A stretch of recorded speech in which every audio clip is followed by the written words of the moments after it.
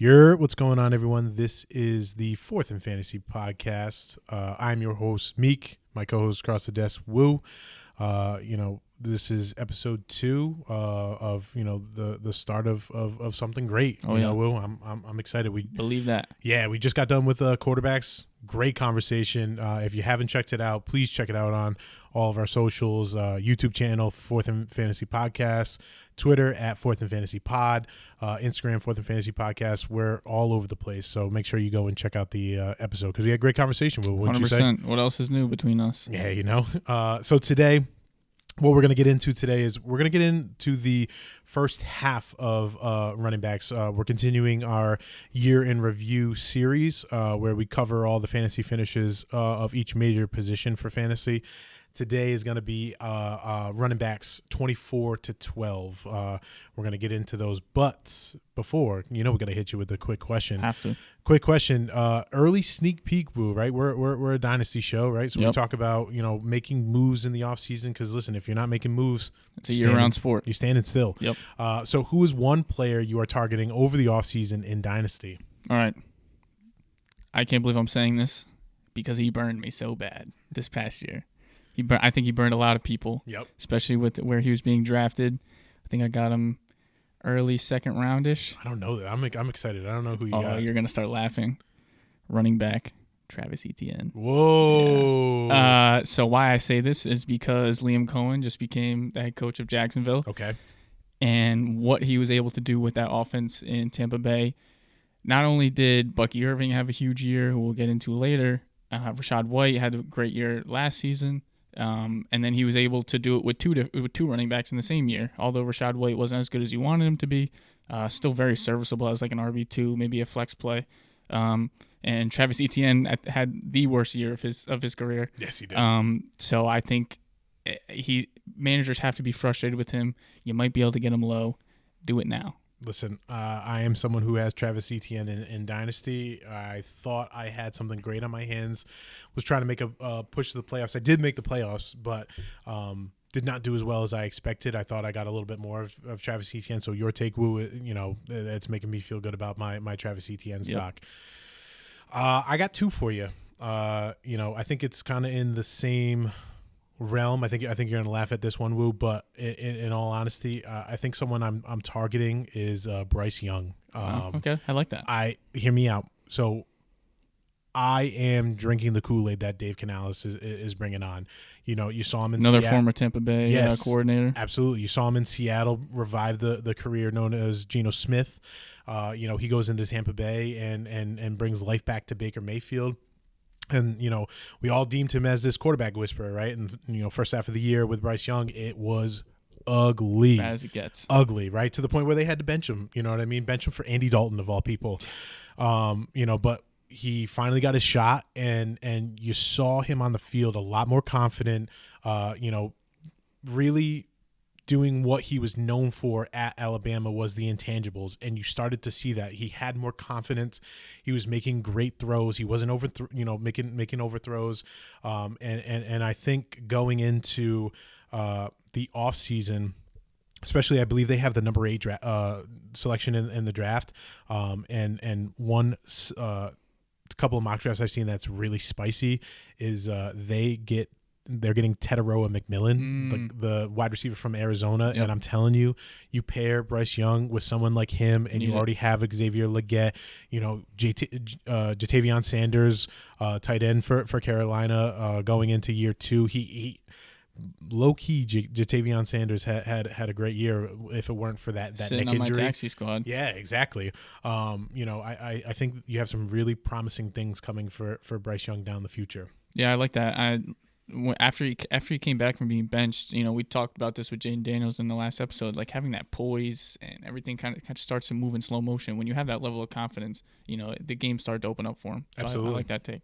My second one, because I told you I got 2 for you. My second one is Isaac Guerendo, running back for San Francisco. You saw Isaac Guerendo, essentially the last man standing in the San Francisco backfield at the tail half of the year, get all the touches, and when he did get touches, my man was on fire. I had to look at some contract situations, but the interesting thing is Elijah Mitchell, like obviously Christian McCaffrey is Christian McCaffrey, but you know what I mean? Like he's been hurt, you know what I mean? He's very injury prone, and Elijah Mitchell is an unrestricted free agent.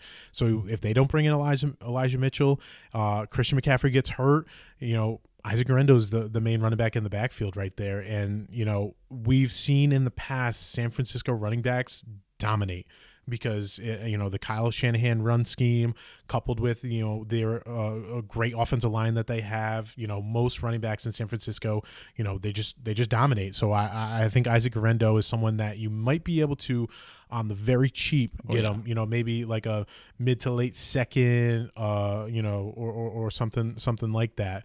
You know, so Isaac Guerendo, I would be targeting. Yeah, definitely a name I never would have thought of. You might not even have to give up a second for him, to be honest. Yeah, exactly. So those are our quick questions. We're moving into main topic of the show. Main topic of the show again was fantasy finishes for running backs. We're going from 24 to 12, and as we go in, you know, we'll tell you, you know, how they finished, what their ADP was, where you got them. So see if you got a return. Total fantasy points. We're going to go over their rushing stats, receiving stats. You know, if there's any highlight performances that we want to put out, and as well as their first half finish and their second half finish as well. So kicking it off, we have J.K. Dobbins. J.K. Dobbins, Chargers running back, finishes as a running back 24. He was drafted as running back 44. Yeah. So good return right there. 191 fantasy points. Almost got 1,000 rushing yards, 905 rushing yards, 9 touchdowns at 4.6 yards per carry. You know, 32 receptions, 153 yards. Didn't see much there in the receiving game. First half of the year, running back 18. You really weren't expecting it. You saw with J.K. Dobbins in the first half of the year. Red hot, right? Just right from the beginning, week 1, had a dominant performance against the Raiders, and week 2, right? And then you saw during, you know, the middle parts of the season, started to get banged up, you know, missed a couple of weeks, and you know, second half of the year he was a running back 31, you know. So what do you got for my man J.K. Dobbins? Yeah, I mean, just for J.K. Dobbins as a player, I was really happy to see him back on the field. You know, back-to-back ACL injuries. You know, the guy never saw the field. He was a dog at Ohio State. Like, he is a talented running back. He belongs in the NFL. So seeing him being able to come back from those injuries when nobody really expected it, especially back-to-back years. Yeah, I was really happy for him to see him on the field, and he's in a great spot, you know, in that Harbaugh offense when they want to keep handing that ball off. So, yeah, he started off the year red hot. You know, it slowed down a little bit, but again, the guy's coming off 2 injuries. Yeah, you still got way more than you were expecting, and he crushed his ADP. Absolutely, he crushed his ADP. You know, he definitely is, you know, unrestricted free agent this year. You know, I don't know if LA brings him back because when he signed with LA, it was such a cheap deal. I think it was like a deal. It was like under like $1 million or something like that. So they were just, you know, taking the shot, and he took his opportunity and ran with it. But, you know, listen, 26-year-old running back, you know, finally finished the season healthy. You know, who knows what happens with him? You know, maybe he signs with you know, as a depth piece to another team, or anything like that. You know, but the good thing that you want to see, you know, career high in rushing yards. That's awesome. Yep. And, you know, he played 63% of snaps, which is great to see. You know what I mean? But, you know, future outlook for JK is like, you know, you got to see where he signs with, and, you know, is he able to stay healthy and give you that? That's always going to be a question for him. I think, yeah, which is unfortunate, but it's the truth. Right. So, you know, we'll see how it goes with JK. And I agree with you. I don't think LA brings him back, because they're in a position where they can take one of these top running backs. You know, maybe Genty even falls to them, even though I don't think they will, but they're in that range of Travion Henderson, Quinshon Judkins, and the kid from Iowa. I forget his name, but I do think they're in a spot where, you know, they can bring in some younger talent in that backfield. And I don't think J.K. Dobbins is a part of their future plans, but I agree where I think he lands on a team maybe as a second option. I don't see him being somebody who's going to have a backfield to himself. No. Which he might still be able to, you know, he was drafted as RB44. Maybe he lands in that spot again going to next year's draft, and maybe he outperforms again. It just depends on his health. Yeah, definitely a shot in the dark. Moving to running back 23, running back 23 is Mr. Rico Dowdle. Rico Dowdle drafted as the running back 45. So same thing with Dobbins, right around the same spot, and you got that return on investment. 194.8 fantasy points. Had 1,000 yards, only 2 touchdowns though. Yeah. You want to see that a little bit more. 4.6 yards per carry, and then had some time in the receiving game. 249 receiving yards, and 3 touchdowns. First half of the year he was the running back 36, and you definitely saw in the first half of the year where Dowdle was, trying to share the backfield with Ezekiel Elliott, and they just kept giving Ezekiel Elliott touches, and you saw flashes from Dowdle where Dowdle should have had the backfield to himself from the beginning, right? Yep. And then we look at the second half of the year, and they finally started trusting Dowdle a little bit more. He's the running back 16 for the second half of the year. Yeah, I definitely had high expectations for him. You were hoping, even though they had Zeke, you were hoping he would still be that lead guy. And for whatever reason, they trusted Ezekiel Elliott more, and it turned out that he wasn't. It was the wrong decision. They should have been giving the ball to Dowdle. But he's a talented guy. Again, I think Dallas is in a spot in this draft where they probably go running back. It's always been a position that's lacked with them, especially since they've had CeeDee Lamb. In that range of years, the running back has always been something that they've been missing, that running game. So yeah, I see Dallas taking a running back, which would hinder Dowdle in the future. Maybe they still trust Dowdle a little bit more and let the rookie come in and get his feet wet. But also the other thing with Dowdle this year is that he played most of the year without Prescott. Right. So that would have been nice to see, him being in, because that offense is deadly when Dak Prescott is firing all cylinders. So right, and I mean, you got questions, right? Dak Prescott having a brutal injury to end of season, and what do you get out of him when he comes back? You know what I mean? Yeah. Like, is he able to prop up someone like Dowdle and Lamb in that offense? That's definitely a big question mark coming in. Yeah. But to say on the Dowdle side, right? They did hire Brian Schottenheimer, who was the offensive coordinator, as the head coach. So you do see some consistencies on the offensive side, right? So he's seen what Dowdle has done and is capable of. They've turned to him in the past, So hopefully that is good things to come for Dowdle going forward. Yeah, and I'm honestly kind of disappointed. With playing without Dak Prescott, and you're throwing backups out there, you would think that Dowdle would be an option as like a safety net, and he would have a lot more work in the passing game, but he just didn't, which is a little confusing to me. Right. Moving into our running back 22. Running back 22 is Rachaad White. Rachaad White was drafted as the running back 13, so you lost out a little bit on that for those of you who had White during the year. 196 fantasy points, 613 rushing yards, 3 touchdowns, 4.3 yards per carry. 51 receptions on 57 targets is nice to see. 393 yards and 6 touchdowns, right? I think you were definitely let down by Rachaad White, and it was a direct correlation with the late come on of Bucky Irving later in the season, right? You started to see Rachaad White kind of take a little bit more of a back seat to Bucky Irving, and obviously the good thing though with White is you still always get that receiving work that are always going to kind of keep him propped up, but you're definitely disappointed with what you got out of Rachaad White. Yeah, especially when he's the RB7 in 2023. Like, you're drafting him, he has that, with the receiving game, he has that upside to be in that top 12 conversation. So it was definitely disappointing. But I mean, did anybody know who Bucky Irving was? Fifth round pick out of Oregon. Like, nobody expected him to do what he did. So I don't even know if it's to the fault of Rachaad White. I think Bucky Irving is just that talented. Yeah. So future outlook for Rachaad White, right? I think, like you said, I think it's going to be the Bucky Irving show. Yeah. I think people fell in love with him. The coaching staff. Who knows though, right? The offense OC, Liam Cohen left. He's the head coach of the Jaguars, so they got to bring in someone new. I would assume they hire within, and hopefully, keep that thing going. But like I said before, right? He's a great pass catcher. That's definitely going to save him in some areas, but I think he's definitely in a tough spot going forward. So definitely someone I think I'm going to be avoiding in drafts Yeah. going forward. I will say though, Todd Bowles has really hit on the last few offensive coordinators he's picked, so I wouldn't be too nervous on who they decide on in terms of the offense taking a step back. But again, you're sharing a backfield. You're not taking them at RB 13 if you're sharing a backfield. So Right. All right, we're gonna move into running back 21. Running back 21, or yes, I'm sorry, running back 21. 21. Tony Pollard. Taken as running back 24, a little bit better return, 198.7 fantasy points. He had 1,000 rushing yards, 5 touchdowns, 4.2 yards per carry.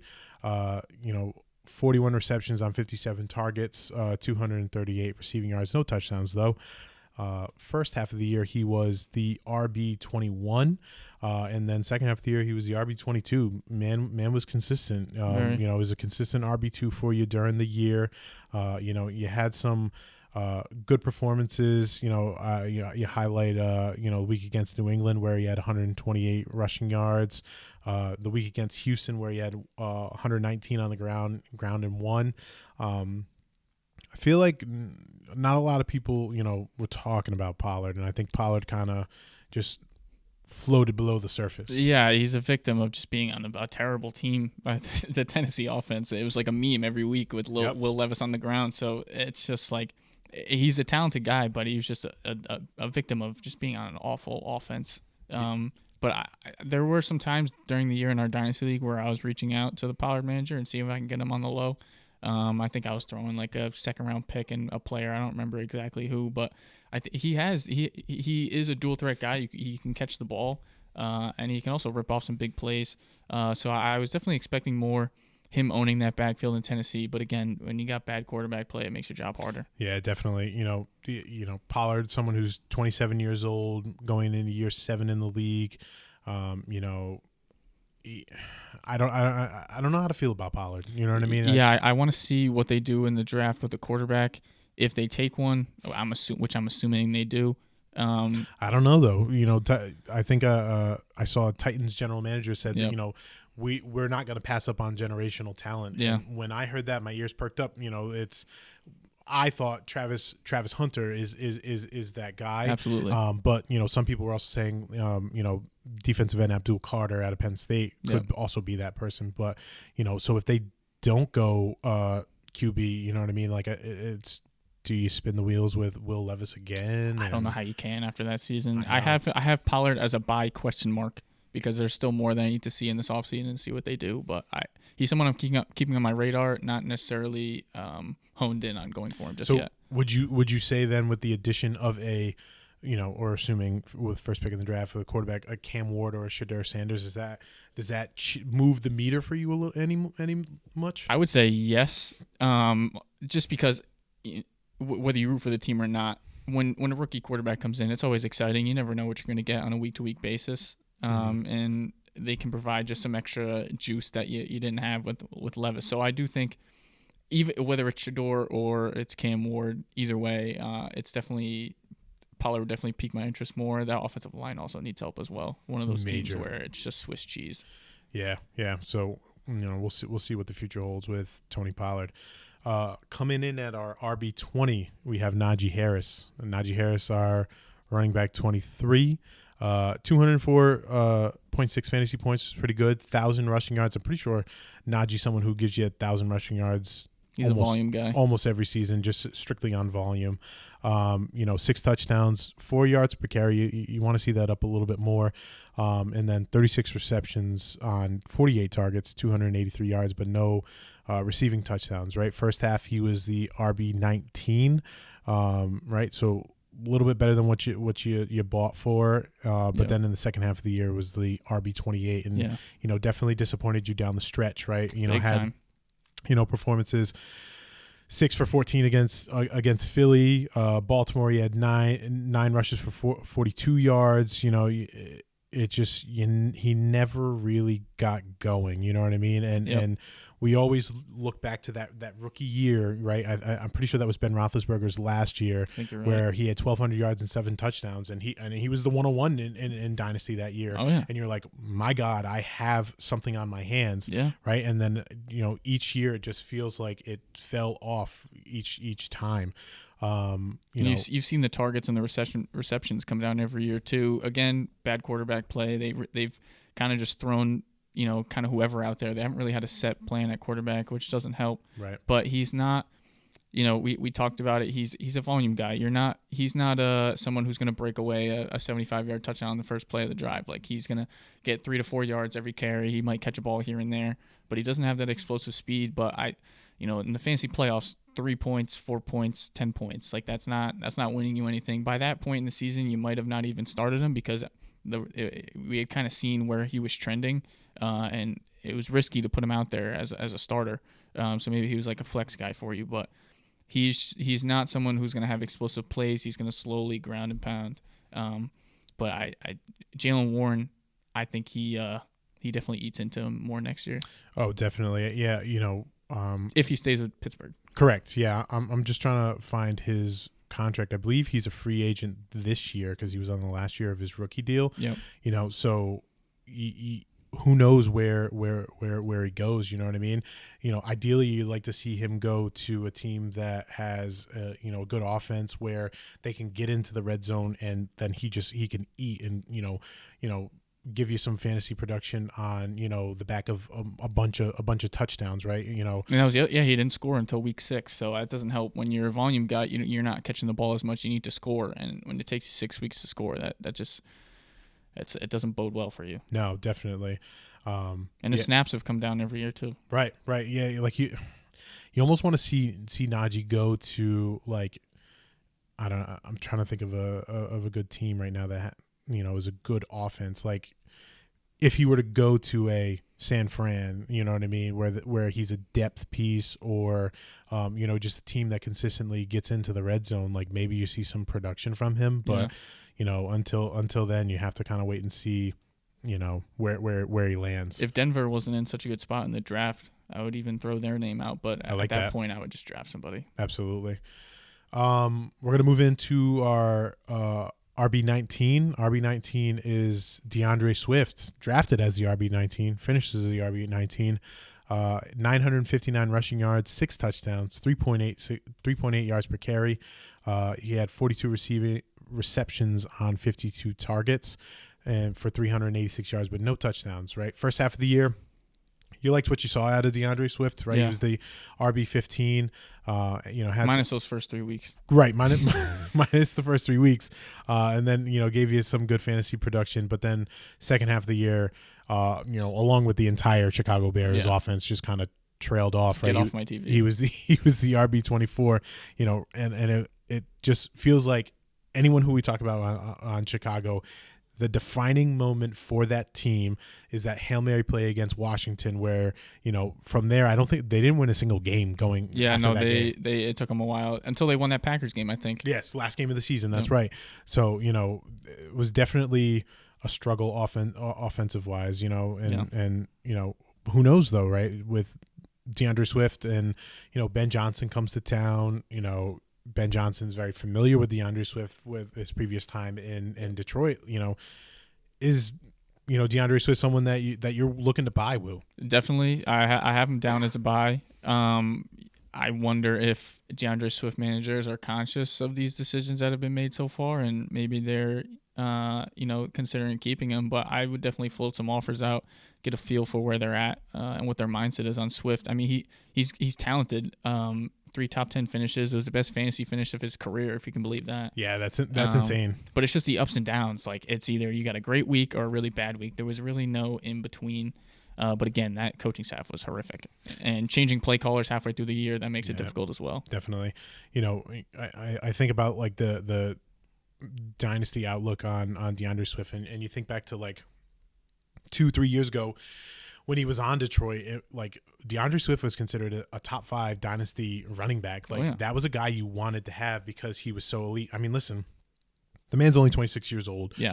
So he's not gone, but it's you hope that Ben Johnson brings something to the table that kind of elevates DeAndre Swift, and Caleb Williams taking a step forward, along having some good pieces, using DeAndre Swift out of the backfield.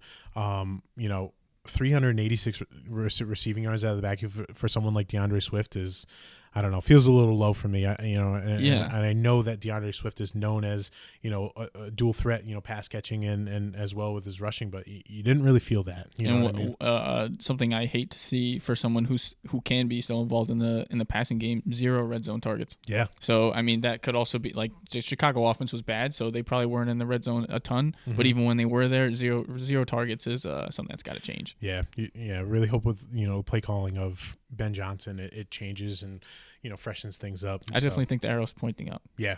All right. Nice. I like the optimism on DeAndre Swift. Moving into running back 18 is David Montgomery. David Montgomery taken as the running back 21, finishes as running back 18. 219 fantasy points, 775 rushing yards, 12 touchdowns. Pretty good for sharing a backfield. Yeah, you love that. 4.2 yards per carry, 36 receptions on 38 targets for 341 yards. First half of the year, RB 16. Second half of the year, RB 17.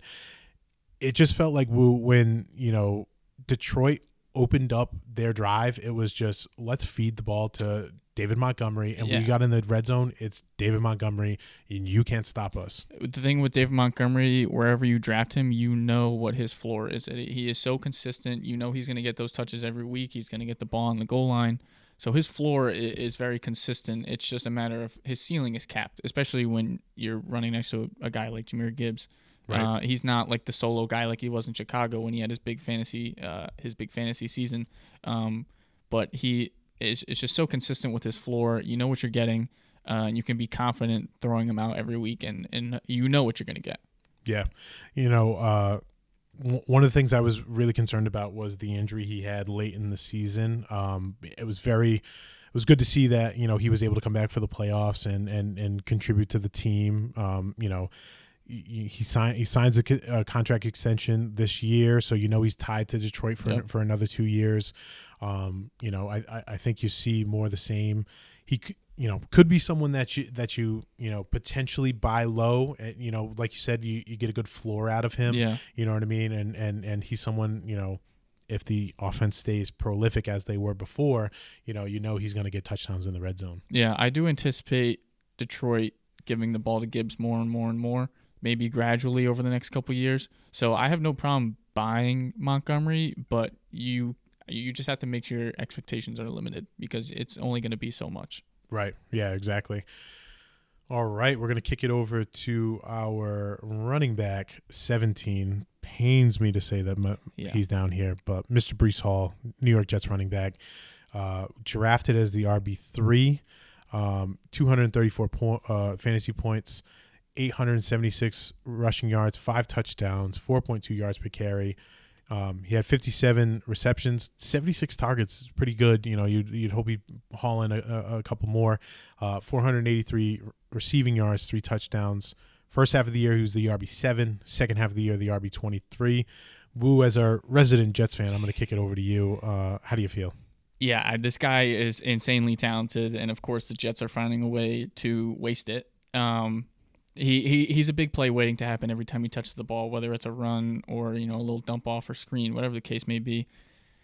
I'm putting it on record right now. He will be the number 1 overall fantasy running back at some point in his career. Okay. And I do think it's sooner rather than later. Do I dare say next year? I don't know if I can say that. How about this? Within 3 years. Okay. Within the next 3 years, he will be the number 1 overall running back in fantasy. But 876 yards on the ground, not okay. That offensive line, they gave Rodgers time. They were great in pass protection, but the run blocking was horrid. He had nowhere to go, never had any holes. The really only time he had big runs was running to the outside, and even then, they struggled. The receiving game is where he makes his money. Last year he had 95 targets. Like, that's insane for a running back. Oh yeah. So that's why I think he absolutely is capable of being the number 1 overall running back in fantasy. But the Jets O-line, it did improve, not to what they were expecting. Tyron Smith was just terrible, just so bad. And what's even worse is towards the back half of the year, he was like ranked as their best offensive lineman, and that's concerning because he was so bad, and that just goes to show how bad the rest of the line was. If Rodgers sticks around, which I'm still on the fence about, if Rodgers sticks around, Brees will. I mean, he has high upside as it is, but Rodgers gets the ball out quick, and if Brees is open and he's got no one out there, like he's gonna throw the ball to Brees. So I don't know if I can say number one next year. Within the next 3 years, he will be number one. Yeah, I think if Rodgers is still there, that it's off the table. You know what I mean? He had last year when he was the RB2, it was Zach Wilson and Tim Boyle, Mike White. Right. You know what I mean? Like none of those were the highlight of the offense, and you could feed Brees Hall 95 targets out of the backfield. And now they have Braylon Allen, who is very good. Right, and going into draft season, I loved Braylon Allen. I hated the location because I thought Braylon Allen, someone who if he could have gotten a featured role somewhere, he could dominate. And obviously you saw flashes of that last year, and that really hurts your Brees Hall stocks in Dynasty. He's yet to have a 1,000-yard rushing season. Their offensive line was ranked 25th by Pro Football Network. He had 3 finishes outside the top 40. I mean, he is so talented. He can easily be the guy, but it's the Jets, man. Yeah, that's what they do. Yeah. What do you think you can get for Brees Hall, or I guess trying to buy for Brees Hall? Like what's the price? What do you think if you go to the Brees manager? So I have Brees in our dynasty league. I don't want to give him up because I know it's going to hit at some point. He's way too talented to not have a 1,000-yard rushing season. He's knocking on the doorstep. If someone were to come to me, and I don't think I would part ways, but let's say in this scenario I do. I mean, the talent alone. I mean, he's so explosive. Like anytime you hand him the ball, you can just sit there and be like, oh, he could take this 75 yards, and like right. it wouldn't surprise you. Definitely a first. I mean, I would kind of want a running back in return. Okay. But if I weren't to get a player, like a first and a second, maybe. Mm-hmm. I would have to think about that more because, to be honest, I haven't thought about trading him at all, so I don't even know what that return would look like. But a first has got to be in there. I know that. Yeah. When I thought about this, I took some thought into it. What you're going to see when we talk about rookies and coming up, this running back class is loaded.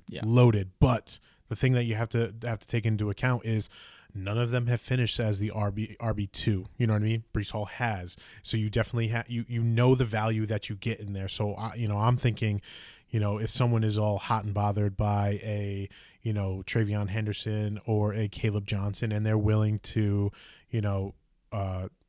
give up their 106, or I'm willing to give them their 106 and get Brees Hall in return, I think that's a good value. 100%. You know what I mean? Because listen, Brees Hall's only 23 years old. Yeah. You know what I mean? He's young. Yep. And has not yet hit the prime of his career. Yeah. You start to see with running backs, they tail off, 27, 28. He can really only go up. Right, exactly. So, if you're sitting with the 105 to 107, and you believe in Brees Hall, I would take a shot. Definitely see what the manager says. Yeah, flirt with it. They could be frustrated. It's definitely frustrating having him. But I guess being a Jets fan, maybe that eases me a little bit. But there's a new coaching staff coming in.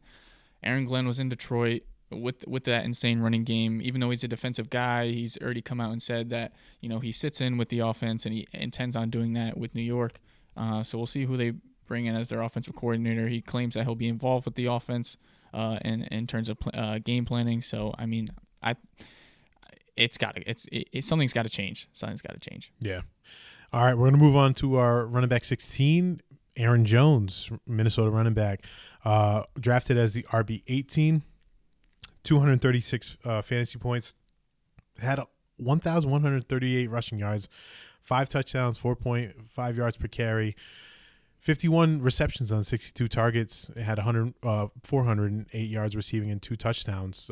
First half was the RB 15, second half was the RB 14, right? And when I think back to Aaron Jones and when Green Bay was willing to let him go into in division Yeah. rival in Minnesota. It was like, is Aaron Jones done? Like, Yeah. like is he cooked? I mean, Like, did anybody hear anything about Aaron Jones this year? Because I didn't. no, but 1,100 rushing yards and 5 touchdowns. Yeah, Like, you don't do that by accident. no, you don't. Like, so he has some juice left in the tank. You know what I mean? Like, Absolutely. he is 30 years old, so I'm gonna Cautious. flash the Be yellow cautious, lights, yeah. right? You know what I mean? Just be careful because, like, if you're someone who was like, oh, Aaron Jones had 1,100 rushing yards, maybe I buy him on the low, and then be careful that 30-year age gap, and he just drops off the cliff on you. I tried to trade for him in our redraft league, just assuming that. Yeah, I never heard this guy's name once all year, and then we're setting up these documents and looking at his stats. He has 1,100 yards, and he was pretty effective in the passing game. 400 yards isn't bad. 62 targets, 51 receptions, scored a couple times. He didn't score a lot of touchdowns as a whole, whether it be running or passing. But I thought I could trade for him, and it wouldn't have been an issue. But Yeah, they stood their ground. I think it's a classic product of when you're on a really good team, Minnesota being 15-2. You're gonna get opportunities. You know what I mean? He had 43 red zone attempts, which is a career high for him. To go along with the career high in rushing yards, right? So when we talk about the future outlook for Aaron Jones, it's like, does Darnold come back? Yeah. I think Darnold being there and not taking off and standing in the pocket was very helpful for Aaron Jones because he was able to get the dump offs in the flats and and get some PPR points for you and your team. Like we said before, right? He's getting older. He's 30 years old, going to be 31 when the next season starts. I had Aaron Jones in another league, and right before he kind of had this sort of run, I traded him off to for a first, and hopefully I think I would rather have a first, which is I think the 111 Okay. than Aaron Jones right now. You know what I mean? So yeah, for the Dynasty Outlook, I have written down, like, pay attention to this offseason, see what Minnesota does with their quarterback.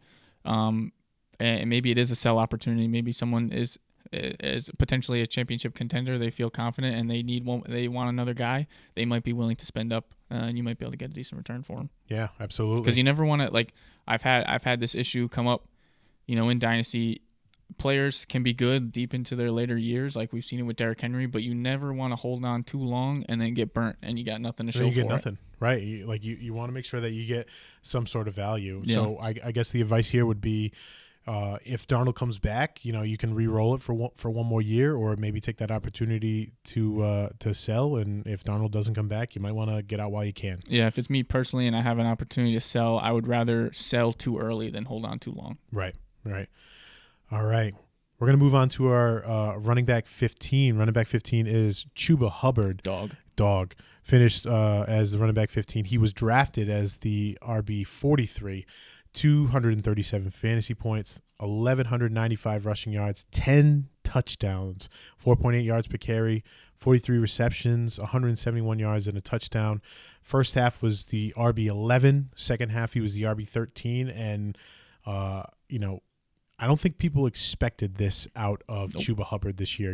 I think another guy unfamiliar with his game. Absolutely. Chuba Hubbard was someone that was just essentially a placeholder for when Jonathan Brooks came into the fold. You know what I mean? Yep. But as the weeks came on, Chuba just kept week in, week out giving you RB1 weeks, and then it came to a point where it was like, you got to hold on. I will say in our redraft league, I did draft Chuba Hubbard. I did ride, the coattails of Chuba Hubbard, and then at the trade deadline traded him off right to me, right to Woo. Yep. But the ride of Chuba Hubbard was insane. It wasn't what I was expecting. Yeah. And I was pleasantly surprised. Yeah, and he did it on a really bad team for that first 10 weeks. I mean, they trended upwards toward the end of the season, but at the beginning, it was like, oh, we're playing Carolina this week. We're going to win by 30, guaranteed, no matter who we are. Yep. But yeah, Chuba, just career year. He gets the contract extension, so they want to keep him around. Jonathan Brooks gets hurt again, yep. So you start to think that, let's run this back next year. I think he still can. And for how late Jonathan Brooks had that injury, he might miss the whole year. He might miss the whole year. So you get a full year of Chuba. You don't even have to worry about anyone taking his snaps or anything like that. Even if he doesn't miss the whole year, it's still going to be long enough to where they have to plan on having Chuba be the guy for a decent amount of time. Correct. Yeah, and honestly, I would not worry about the injury he had that tabled him for the last 2 weeks of the year. I think Carolina knew where they were, and they were just trying to keep their pieces healthy so that they can make a good push. Next year. Top of the show we talked about one of my trade targets being Bryce Young. Bryce Young with Chuba Hubbard in the backfield, and then you have a couple of receiving options. Like Carolina could be a dangerous team. Could be a team you might want to throw a future on for the division. See you Foxwoods in August. Yep. So yeah, invest in money. Dynasty outlook. Get him if he's available, and try not to overspend. Will you want to talk about overspending? Yeah. So I was in a very good spot this year in Dynasty. I was confident. I finished 10-4. I was the second seed, and I was really missing that next running back piece. I lost Pacheco to injury, and even when he came back, he really wasn't getting worked back into the offense. So I was really stuck with Breece Hall and James Conner as well, who I traded for earlier in the year. But this Chuba deal was right around the deadline. I needed somebody who I knew. Again, Chuba was one of those guys who had like a really steady floor, and then he would explode on certain weeks. So I really wanted someone like that who could win me a week. So yeah, I gave up 2 firsts and 2 seconds along with Amari Cooper, which is a lot. Yep. Left hand up. I know for sure that was a big overspend. It was actually 2 firsts, second and a third. Second and third. Okay, yeah. That eases my mind a little bit. Yeah. But yeah, I definitely sold out. I was ready to win a championship. It got me to the championship. Unfortunately, he didn't play. But my mindset in Dynasty is I would prefer to have a proven player rather than first round picks. Obviously, those first round picks are valuable, but this is back-to-back years where I've given up some big first round picks. I gave you the 101 in a deal that included CeeDee Lamb. Yep. So that's kind of how I think.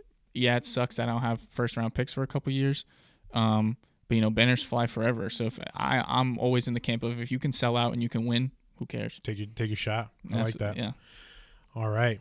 We're gonna move into our RB14. RB14 is Joe Mixon. He was drafted as the RB15. 240.5 rushing yards. 240.5 fantasy points, 1,016 rushing yards, 11 touchdowns, nice, 4.2 yards per carry, 36 receptions on 52 targets for 309 yards and a touchdown. Was very consistent through the year. Was the RB 13 in the first half of the year, RB 14 in the second half of the year, and I think if you had Joe Mixon on your team, he was just that steady pace that you had, and you knew he could give you a consistent baseline of points week in and week out. Even in a season where Houston, everybody had high expectations. People were saying Super Bowl in the offseason. CJ Stroud's very talented, and Slowick had a real good offense in 23. But Houston was nowhere near, those high expectations that people had. So even when Houston wasn't firing on all cylinders, like he was still that guy. And, he misses 3 games, weeks 3 through 5, and he comes off of injury and rattles off running back 2, running back 3, running back 4. A couple weeks later, running back 1. Like it faded off towards the end of the season, but in a year where Houston, that offense just wasn't clicking, he was still that guy. Yeah, I mean, listen, 4 straight weeks of 100-yard performances and at least a touchdown, you're happy with those performances, you know what I mean? And so, I mean, we'll see what happens with, with Joe Mixon in the future. He's still tied to this team. However, Bobby Slowick's out as the offensive coordinator. Yep. They got to bring someone in. He is 28 years old, going to be 29. And if there's an opportunity, me personally, I think if there's an opportunity to sell Mixon, you might want to do it now. I agree. Before he hits that 30-year-old age cliff. Yep. And not to say that he's going to be terrible next year. Right. I think he's going to be really good. I think he's good for that Houston offense. Yes. Because he doesn't force C.J. Stroud to be that Superman kind of thing, you know what I mean? And people probably who have C.J. Stroud hate to hear that because you were very disappointed in what you got out of C.J. Stroud this year. But, big time. As an NFL perspective, he's essential to that offense. Absolutely. And again, you got to play that game of chicken with when it comes to players getting up there in age. You know, how if you're flexible at running back, I would try and get rid of him. Yeah. All right, we're gonna round out our first part of our running back show. We're gonna do the RB13, Mr. Jonathan Taylor. Jonathan Taylor was drafted as the RB6. Finishes as the RB13. You don't like to see that. 241 fantasy points. However, 1431 on the ground with 11 touchdowns. I think the majority of that came in the last 3 weeks in the playoffs for you. Yeah. But 18 receptions on 31 targets for 136 yards. Yeah, you hate to see that. Yeah, and you kind of had to expect it with Anthony Richardson. Although he hasn't been huge, catching passes. His first 2 years, 299 yards, 360 yards. But, the last 3 years, he's been floating around that 130, 150 yard mark. Right. Yeah. And, you were definitely disappointed with what you got out of Jonathan Taylor. You drafted him as the RB6 and he finishes as the RB13.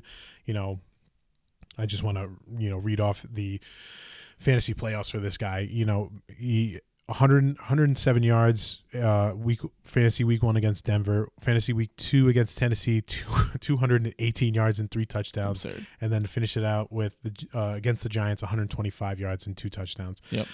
I was someone in Dynasty who was trying to trade for Jonathan Taylor. Same here. And it just wasn't happening. And, I think my take on Jonathan Taylor is that either one or two things needs to happen.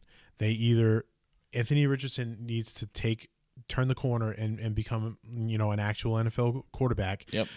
Or, they need to go in another direction. And, I think if Anthony Richardson is still there, you're not going to see the height of what Jonathan Taylor once was. You know, I mean, listen, we were talking about, him in 2021 as the RB1, you know what I mean? And then he rattles the year after RB33, and now this year he's the RB12, So definitely disappointing for what you thought Jonathan Taylor was. Yeah, I mean, he's dealt with some injuries, still only 26. He's kind of in that sweet spot of running back age. Yep. But I mean, it's not, when it comes to Taylor, we talked about it. It really comes down to Anthony Richardson. It's not a matter of him, Jonathan Taylor getting touches. He had 92% of the running back attempts for that team. Absolutely. So it's really just a question of Anthony Richardson. But Taylor was also another guy, like we talked about with Kyler Murray, where, maybe there was a first half of a game where Kyler Murray was dominating on the ground, and all of a sudden in the second half, he never ran once. I don't remember the games specifically, but there were definitely multiple occurrences where Jonathan Taylor is crushing in the first half, and in the second half he gets 2 or 3 touches, and that cannot happen. He is way too talented to not touch the ball that often. No, and Jonathan Taylor is the kind of the quintessential dynasty asset you want to target because, like we said, 92% of the running back attempts is insane. He is the dude in Indy, and he's going to get all the touches.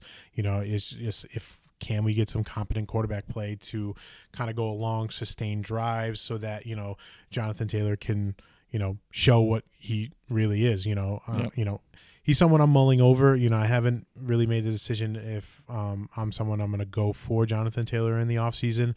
Definitely going to be paying attention to see, what the camp notes are on Anthony Richardson or, do they decide to go in another direction? I think when you look at Indy as a team, Shane Steichen, the offensive, as the head coach, is probably the hottest seat in the league right now.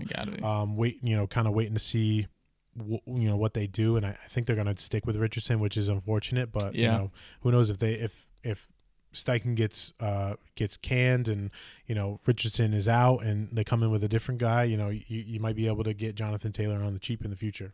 Yeah, definitely. And Richardson, it would be nice if he would dump down the ball once or twice a game, right? But he's just so big. I get it why he wants to run.